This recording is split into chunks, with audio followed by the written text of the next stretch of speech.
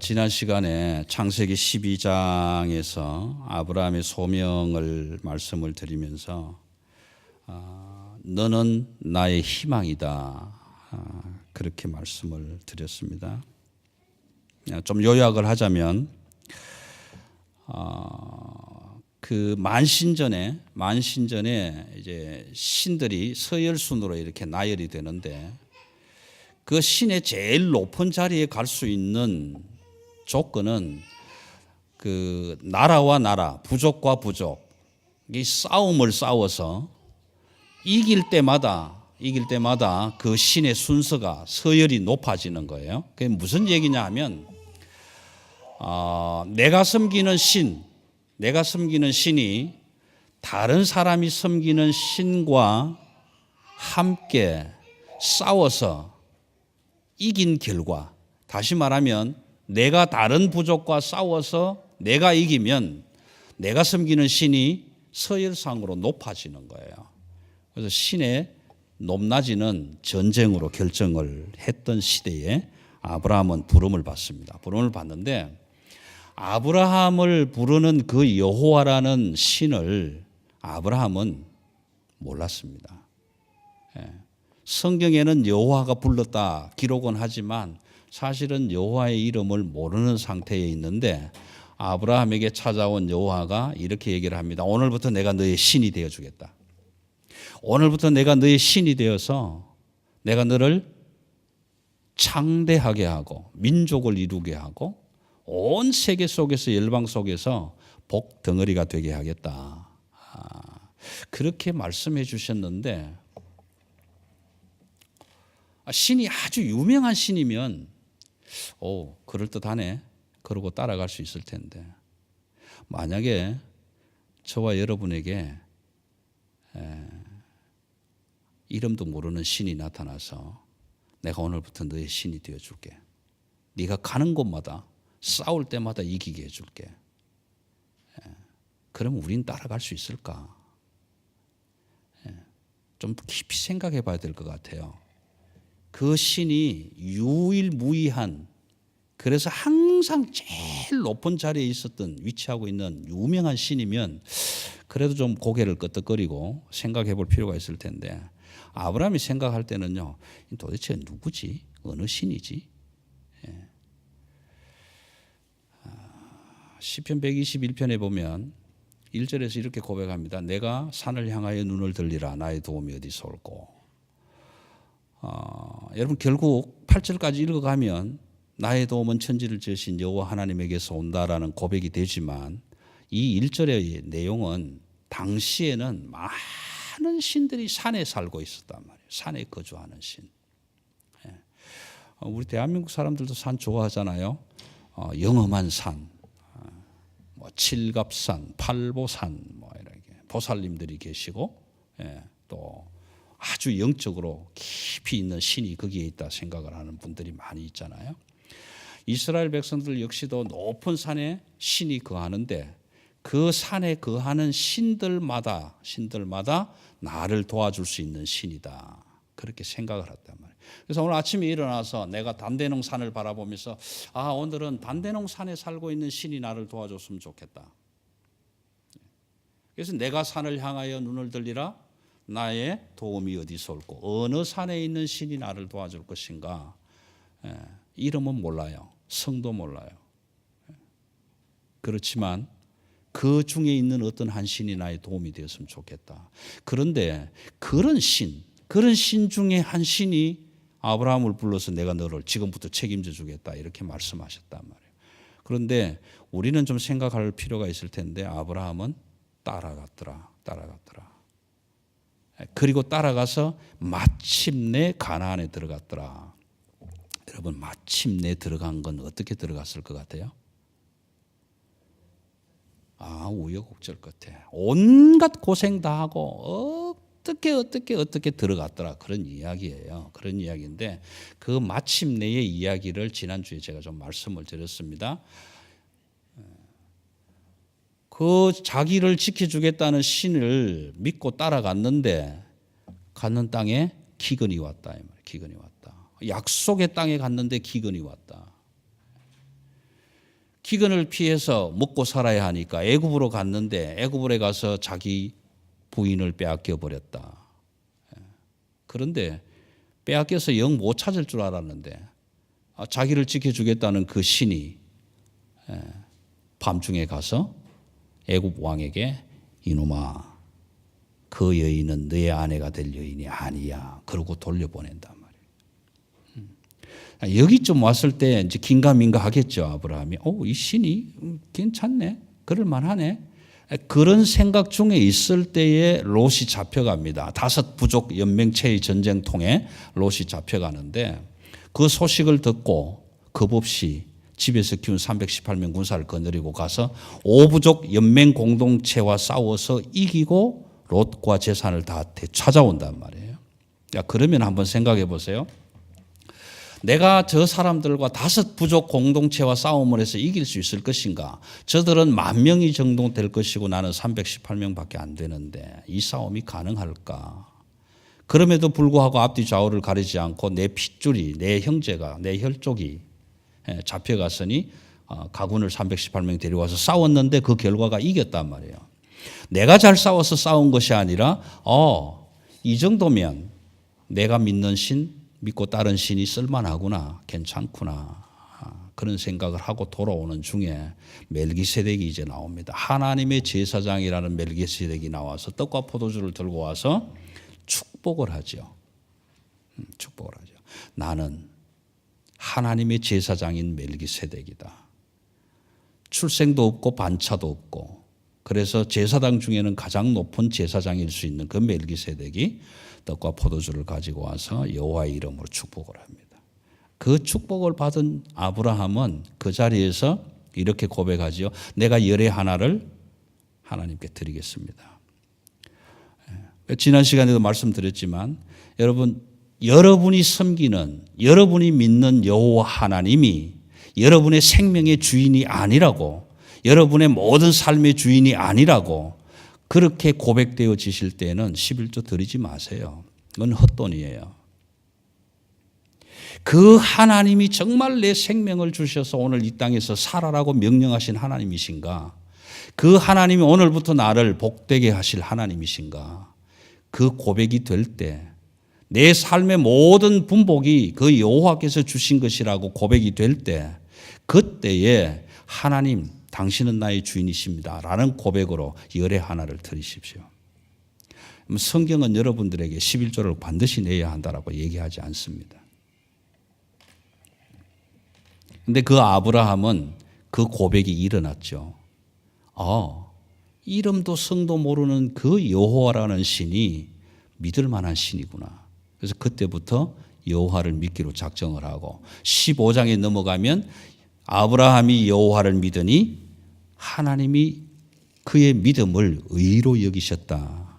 의로 여기셨다. 그렇게 이야기합니다. 창세기 15장 6절은 엄청난 의미를 가지고 있는 내용입니다.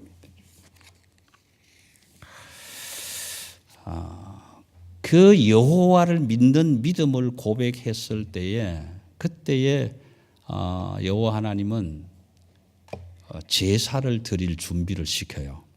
사실 오늘 본문 8절부터 나오는 내용은 레위기에서 소개되는 번제와 소제와 화목제가 함께 다 들어있습니다. 여기는 언약식이라는 내용으로 이렇게 기록했지만 레위기 1장을 읽어보시면 여기에 기록된 모든 제사의 방법은 레위기에 다 나와 있단 말이에요. 하나님을 내가 어떻게 만날 수 있는가라는 약속의 징표로 나오는 것인데 지금 아브라함에게 하나님은 제사 준비를 시킨 겁니다. 이런 짐승을 잡아서 반으로 쪼개서 준비를 해라. 여러분 이 내용은 당시 이스라엘 백성들이 가졌던 언약식의 내용입니다. 언약식의 내용인데 짐승을 잡아서 반으로 절반으로 이렇게 딱 나누어 놓고 언약을 맺어야 할 두 당사자가 그 앞을 지나가게 됩니다.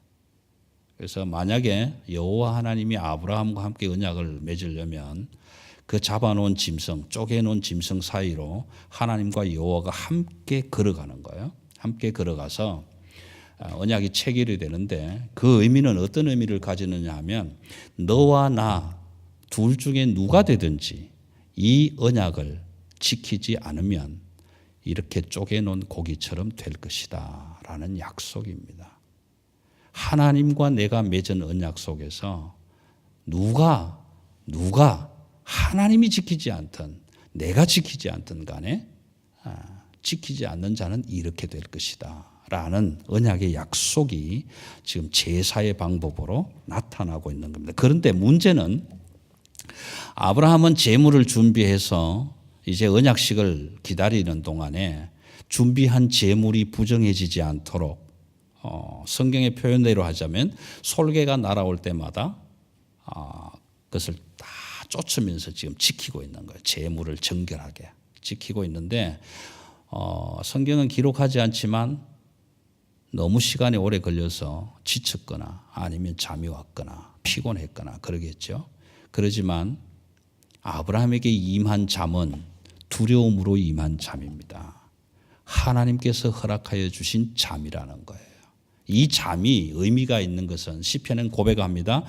여호와 하나님이 사랑하는 자에게 잠을 주신다.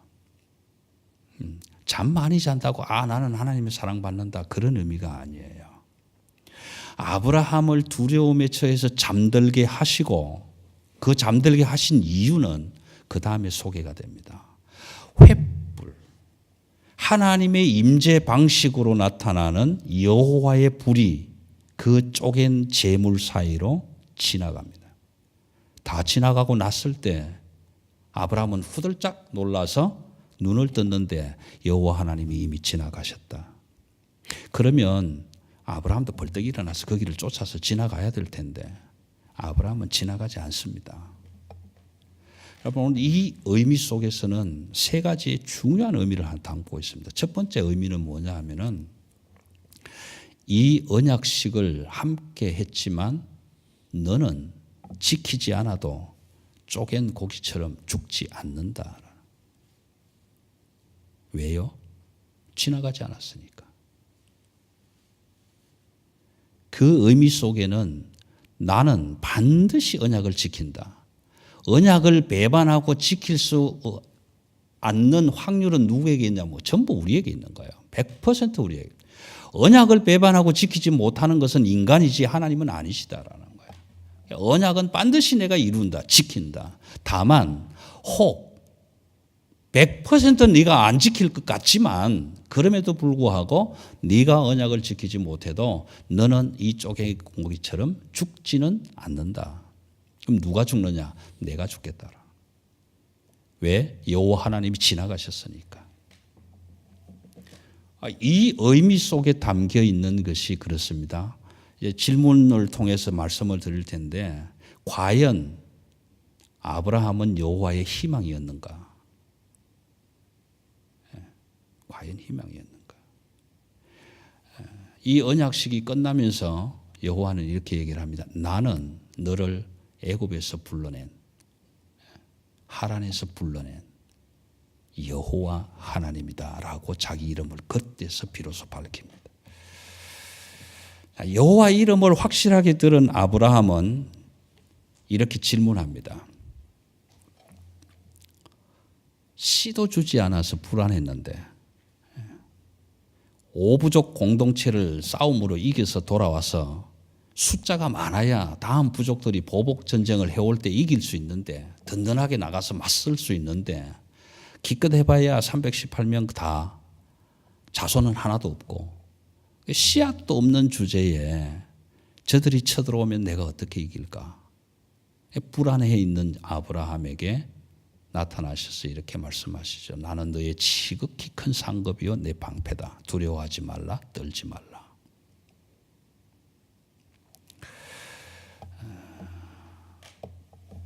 씨 이야기를 하다가 갑자기 아브라함은 이렇게 질문합니다. 여호와여, 내가 이 땅을 소유로 받을 것을 무엇으로 알겠습니까?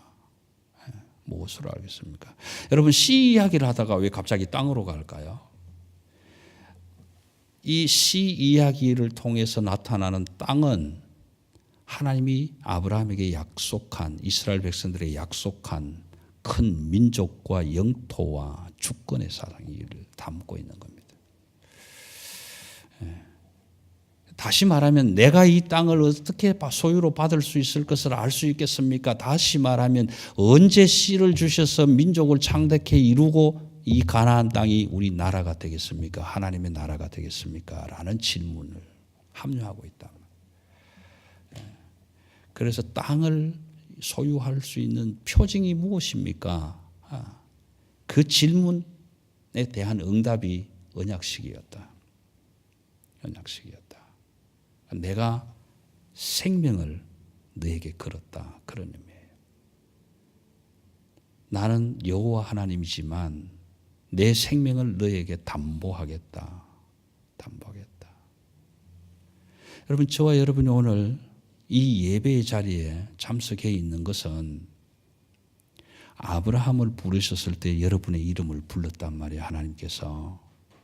그러면 아브라함이 하나님의 희망이었고, 아브라함이 하나님의 희망이었기 때문에 아브라함에게 하나님이 생명을 걸었다면 오늘 저와 여러분에게 영원하신 하나님이 그 하나님의 생명을 담보하고 걸었다는 사실을 기억하시기 바랍니다.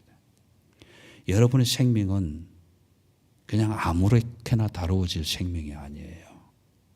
여러분의 이 땅의 삶은 지금 내가 어떻게 살아가고 있을지, 세상 사람들의 눈에 손가락질 받을 수 있는 삶을 비록 살고 있을지 몰라도 여호와 하나님이 오늘 아브라함을 부르시는 그 음성으로 저와 여러분의 이름을 불렀다면 그 여호와 하나님은 저와 여러분에게 당신의 생명을 투자하고 계신다는 사실을 기억하시기 바랍니다. 얼마나 귀중한, 그래서 신약 성경으로 넘어가면 한 영혼을 천하보다 귀하게 보시는 하나님의 약속이 들어있는 겁니다. 그런데 사람은 그렇잖아요. 언약을 분명히 맺었는데 이루어져야 될 텐데 안 이루어지잖아요. 여러분, 한 약속을 하나님과 하셔서 10년간 기도해 보신 적 있으십니까?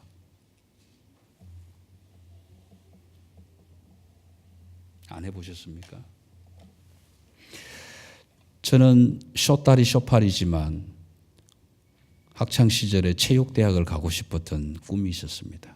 운동 좋아했거든요.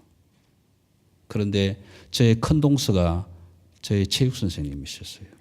경희대 체육과를 나오신 분인데 운동을 좋아하니까 참 귀여워해 주셨어요. 제 큰 동서가. 제가 가서 상담을 했습니다. 체육대학 가고 싶다고. 그랬더니 그분이 하시는 말씀이 최소한 1m 76은 돼야 된다. 그때부터 기도합니다. 하나님 10cm만 키워주십시오. 65였으니까 10cm만 키워주십시오. 10년 안 컸어요. 체육대학 못 갔어요. 포기했어요. 안 된다는 거예요. 운동은 잘하지만 특기가 없는 거예요. 그래서 결국 체육대학을 포기했습니다. 그런데 여러분, 10년의 그 기도의 응답으로 허락하여 주신 산 증거가 예찬입니다. 여러분, 저희 집에 보세요. 제 아내나 저나 165를 안 넘어가잖아요. 165 더하기 165, 230, 230 나누기 2 해봐야 얼마 안 되잖아요. 지금 제 예찬이가 176 정도 조금 될락말락. 근데 이제 본인은 180 정도 컸으면 좋겠다 그러는데 아마 그건 자기 기도였을 거고. 저도 신기해요. 도대체. 저는 그렇게 생각을 합니다. 10년 기도한 내 대에 이루어지지 않은 키 큰 아이를 아들에게 주셨구나. 저는 그렇게. 여러분, 아브라함과 사라가요, 하나님과 약속을 받았잖아요. 분명히 씨를 주겠다고. 그런데 13년이 지났습니다. 13년이 되기 전에 사람은 어떻게 될까요? 아브라함은 이렇게 생각합니다. 그 여호와라는 신이 싸움은 좀 할 줄 아는 신인가 보다. 전쟁은 좀 할 줄 아는 신인 것 같은데 씨의 문제는 해결할 수 있는 신이 아닌가 보다. 여러분, 씨의 문제는 누가 해결했습니까? 이스라엘에서? 바알 신이 한 거예요. 풍요의 신, 타산의 신, 그들을 믿었던 사람들은 그 바알이 모든 풍요와 씨앗과 자손 후손을 다 준다고 생각을 했었습니다. 이게 역시 아브라함 역시도 여호와라는 신은 씨라는 문제는 해결 못하는 신이구나. 그렇게 13년이 지나갈 때 사라는 이렇게 얘기를 합니다. 내가 아무리 생각해도 당신과 내 생각이 똑같은 것 같다. 이 씨 문제는 여호와가 해결할 문제가 아니다.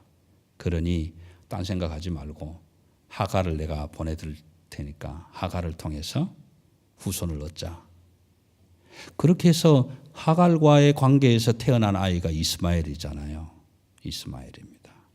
여러분 성경을 읽으실 때 이렇게 읽으십시오.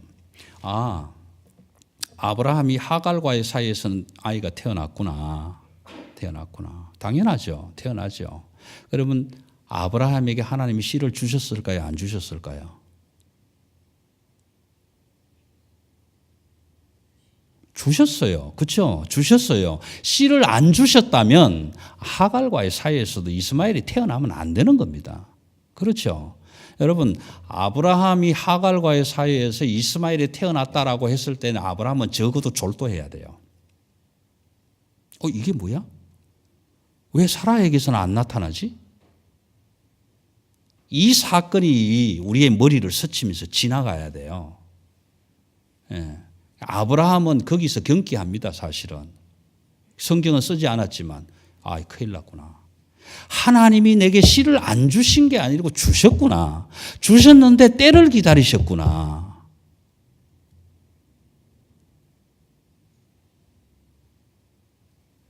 여러분 창세기 2장으로 돌아가서 이 문제를 제가 한번 말씀을 드릴게요. 여자가 남자에게서 나온 게 아니고 남자가 여자에게서 나온 게 아니고 여자가 남자에게서 나왔다. 성경은 그렇게 기록합니다. 여러분 하와는 아담의 갈비뼈에서 나왔어요. 생물학적으로 가면 남자와 여자의 성령 염색체 수를 계산하면요. 남자와 여자는 남자에게서 나오지 여자에게서 나오지 않습니다. 23개의 XY 염색체가 있는데 여자의 염색체는 XX요. 남자의 염색체는 XY로 갑니다. 그런데 그 남자의 염색체 중에 Y 염색체가 여자의 난자와 결합할 때 XY라는 남자가 태어날 수 있는 거예요. 그런데 남자의 염색체인 X가 여자의 난자와 합쳐서 XX가 되면 여자가 태어납니다. 그래서 여자는 여자를 낳을 수 있다 없다 가능성이 없는 거예요. 이 성경을 일찍부터 알았더라면 우리 많은 선조들이 아이 못 낳는다고 칠거지약으로 쫓겨나가진 않았을 거란 말이에요. 그렇죠? 나는 내 마음대로 낳는 게 아닌데 아이 못 낳는다고 아들 못 낳는다고 맨날 구박받고 쫓겨나간 여자들은 얼마나 불쌍했을까. 왜 성경을 좀 빨리 읽지 않았을까. 깨닫지 못했을까. 여러분 아브라함은 그 생각을 해야 됩니다. 이 큰일 났구나. 하나님이 내게 씨를 주시지 않은 것이 아니라 이미 씨앗을 주셨는데 때를 기다리셨구나. 그 씨앗을 주신 씨앗을 하갈과의 관계가 아니고 사라와의 관계로 태어났었다면 이스마엘은 없습니다. 오늘날 터키, 사우디아라비아, 중동 이런 문제가 없고 기독교와 이슬람교가 나누어지는 역사가 일어나지 않았을 거예요.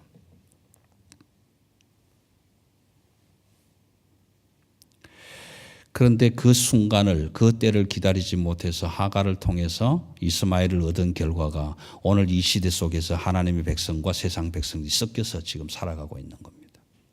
그 뒤섞여 있는 가인의 족속과 셋 계열이 뒤섞여 있는 이 세상 가운데 살아가는 저와 여러분을 아브라함을 불러내듯이 오늘 불러서 하나님의 백성으로 삼아 주셨다. 이게 축복이다 이 말이에요.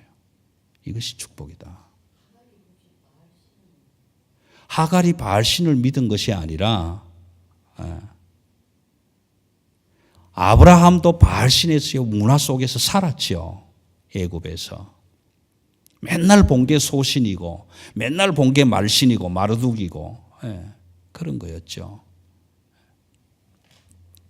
여러분, 우리는 그렇지 않습니까? 우리는 태어나면서 예수 믿고 태어났습니까? 아니잖아요. 지금은요? 지금은 예수만 믿습니까? 아니잖아요. 주여 사탄의 왕관을 벗었나이다. 김혜경 씨가 쓴 책에 보면 그렇습니다.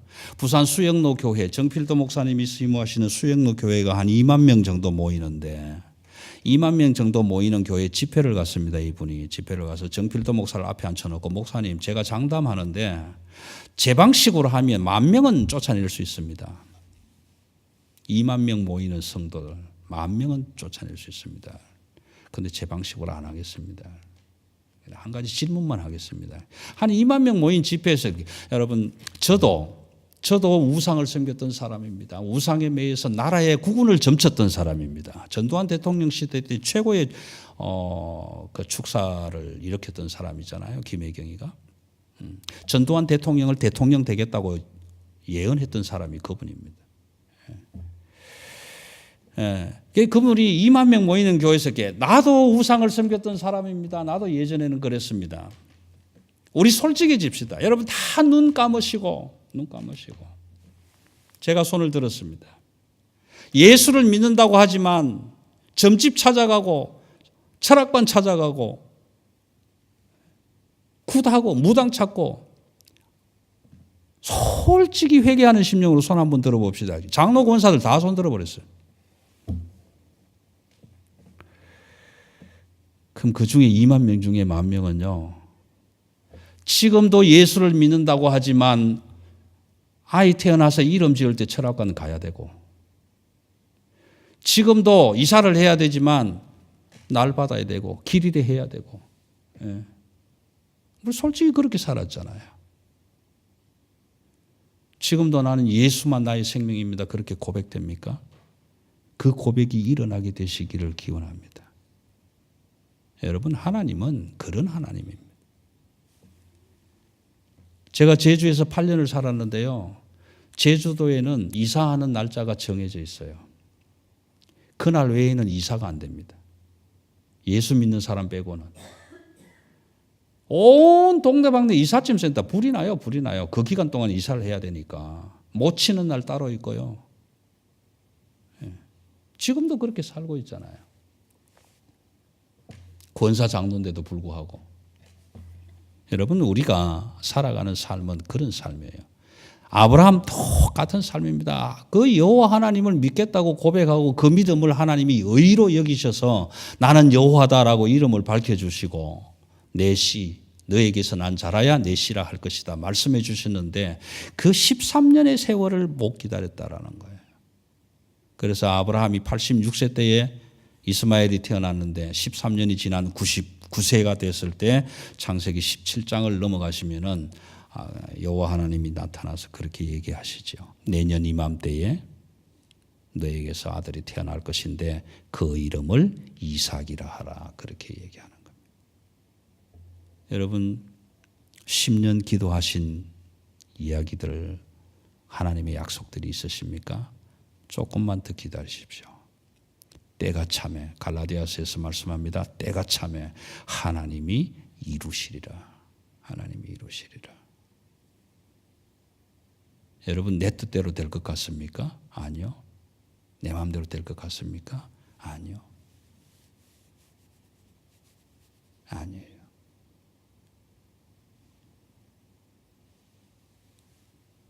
제가 왜 목사가 됐는지는 저는 몰라요. 목사 안 되려고 13년 도망 다녔어요. 그런데 신학교로 꾸역꾸역 밀어넣은 그분 앞에서 면접을 보는데 너 왜 왔냐? 하나님이 내게 소명 주셨습니다. 그렇게 대답했으면 얼마나 좋았겠어요. 우리 아버지가 믿었던 그 하나님이 어떤 놈인지 알아보려고 왔습니다. 제가 그렇게 대답했어요. 다 떨어졌다고 그랬어요. 그런데 붙었어요. 신학 공부를 하면서 기도를 그렇게 했습니다. 하나님, 하나님이 말씀하시는 이 복음이라면 이 복음 들고 온 세상을 뒤집어 엎겠습니다. 누구 마음대로? 지 마음대로? 아니요. 내 마음대로 기도해서 이 복음 들고 온 열방을 뒤집어 엎겠다고 했으면 지금쯤 30년이 다 돼가는데 응답해 주셔야죠. 뒤집어야죠. 아니요. 큰 교회? 아니요. 편안한 교회? 아니요. 천억 비자금 모으는 그런 교회? 아니요. 하나도 허락해 주신 적이 없어요. 그런데 하나님이 내게 허락해 주신 것은 한 영혼이 천하보다 귀하다. 한 영혼이 천하보다 귀하다. 여러분들은 어떠실지 모르지만 매 주일마다 하나님의 부르시는 음성을 듣고 주의 전에 찾아나온 여러분들 제가 바라보면 전부 금덩어리 같아요. 전부 금덩어리. 복덩어리가 아니라 금덩어리 같아요. 금덩어리. 예. 여러분 하나님이 보시면 제 눈에 금덩어리 같은데 하나님이 보시면 얼마나 귀할까. 얼마나 귀할까. 그래서 사라가 웃습니다. 내년 이맘때에 네 몸에서 아들이 태어날 거다니 웃어버렸어요. 그래서 하나님이 그렇게 얘기하십니다. 사라가 왜 웃느냐. 아니요. 안 웃었는데요. 여러분 사라가 안 웃었다고 도리질하는 그 속에서는 이삭이라는 이름의 의미를 몰랐습니다. 그렇죠? 여호와 하나님이 이삭이라고 이름을 지어라 했을 때에 그 이삭이라는 뜻을 알았더라면 예, 제가 웃었습니다. 그랬을 텐데 제가 생각할 때는 몰랐었던 것 같아요. 왜요? 이삭이라는 이름은 웃는 자라는 뜻입니다. 웃게 하는 자.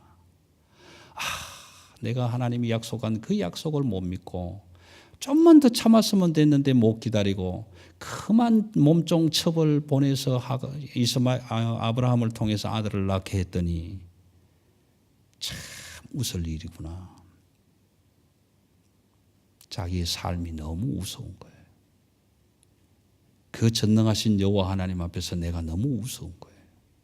그 조금을 못 기다려서 그 약속 조금을 못 지켜서 예. 여러분 이 세 번째는 이 언약이 이루어지지 않는다면 여호와 그 하나님이 쪼갠고기 사이로 지나간 그 하나님이 내가 죽겠다라고 하신 이 약속은요.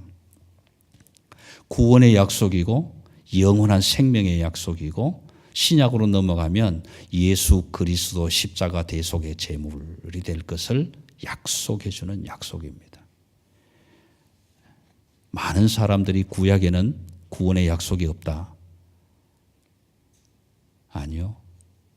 창세기 1장 1절부터 하나님의 영원한 생명에 대한 구원은 선포되고 있는 겁니다.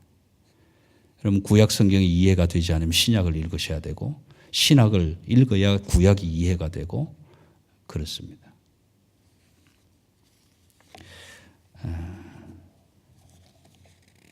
하나님의 나라, 세상의 나라, 가인 계열과 셋 계열, 니므롯과 노아, 아브라함, 이삭, 야곱으로 이어진 그 하나님의 백성들의 근거, 뿌리, 이 뿌리. 나 여호와는 아브라함의 하나님, 이삭의 하나님, 야곱의 하나님. 죽은 자의 하나님이 아니라 산 자의 하나님. 지금도 살아계시고 지금도 섭리하시는 그 하나님.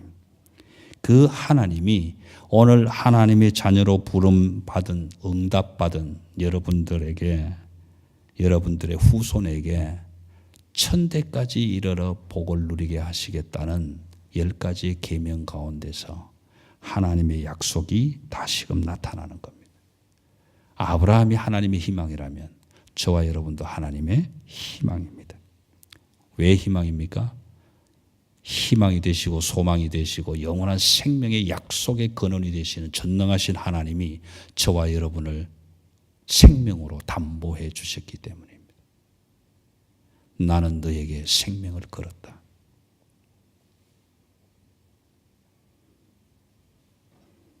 보잘것없는 목사지만 목회자는 함께 예배하는 가정 공동체 안에서 성도가 된 여러분들에게 말씀으로 생명을 걸고 있는 사역자입니다. 여러분이 아프면 저도 아파야 하고 여러분이 죽으면 저도 죽어야 하는. 아니요. 여러분이 죽어야 할 자리라면 여러분을 살리고 목사가 죽어야 되는 자리입니다. 이것이 여호와 하나님의 약속입니다. 저와 여러분이 죄를 범하고 언약을 지키지 못해서 죽어야 할 자리에 있다면, 짐승처럼 쪼개져야 할 자리에 있다면 여호와 하나님은 나를 죽게 버려두시는 것이 아니라 네 대신 내가 죽겠다. 이것이 십자가의 구원이요 영원한 생명의 약속입니다. 이 약속을 담지하고 살아가는 여호와 하나님의 희망이 되신 저와 여러분이 되시기를 주님의 이름으로 축원합니다. 기도하십시다.